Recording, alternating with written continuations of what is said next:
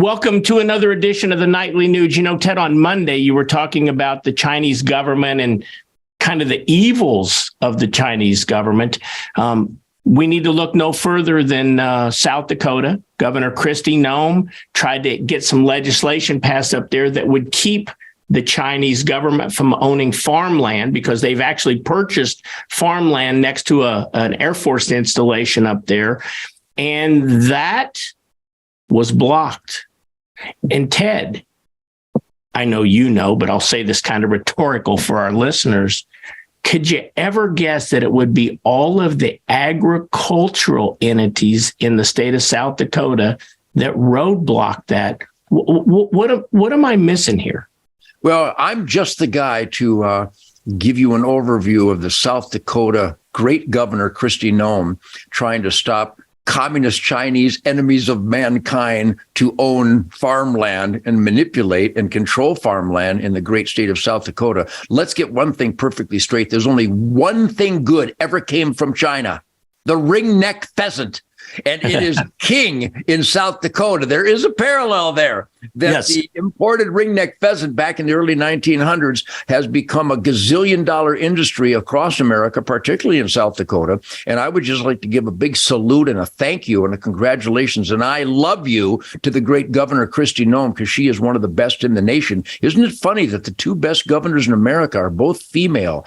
Sarah Huckabee Sanders in Arkansas, number one; Kristi Noem in South Dakota, number two; and Ron DeSantis, that's a he, in Florida, is number three in my estimation. Point being is that it's fascinating when we see something that is logical and common sense and beneficial to America, that in Pennsylvania, the force that continues to want to ban Sunday hunting, ban a day of the week from God's natural season of harvest, is the agriculture department, and pushed by Republicans. Same thing in South Dakota. Republicans and the Department of Ag are interfering with the clear and present obvious responsibility. The Chinese, the communist Chinese, enemy of America, cannot own land in America. How much land do you think Uncle Sam owns in China?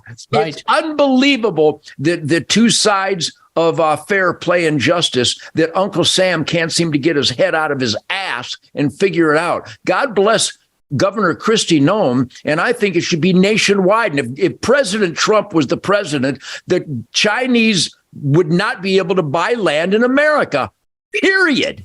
You know what, Ted? I would love to get Governor Kristi Noem on here to explain to our listeners how this could possibly be controversial in her state. And I just, for our listeners, so they can do their own research. And I know, Ted, you and I have talked about this, and I know you know this. Senate Bill 185 in South Dakota was blocked by, and, you know, you say only the guilty should feel guilty. So let me drop a few names here: the South Dakota Farmers Union, the South Dakota Farm Bureau, the South Dakota Bankers Association, and the South Dakota Association of Realtors, to name a few. Last word, Ted. One word, the last word: greed. They're not patriots. They're not concerned with America. They're not concerned with freedom and life, liberty, and the pursuit of happiness, the American dream. All those entities are driven clearly by greed.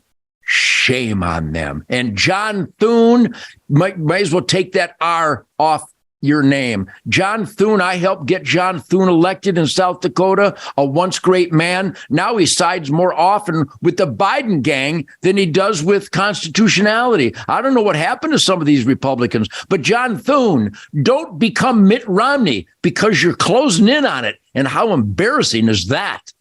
Tomorrow night, I want to talk to you about the East Palestine, Ohio train derailment, President Trump's visit to Ohio, and oh my gosh, Ted, the Biden administration's trying to do it again. Put somebody even less qualified than Pete Buttigieg in charge of our That's tomorrow night right here on the Nightly Nuge. I'll see you there, Keith.